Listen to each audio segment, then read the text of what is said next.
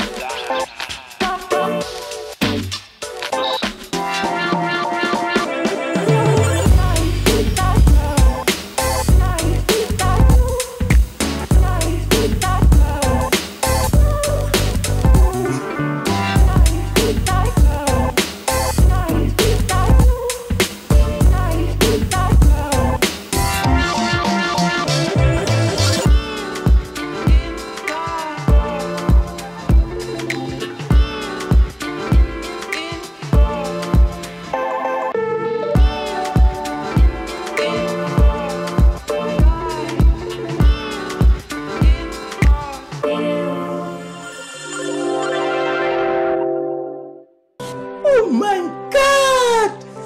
Wow!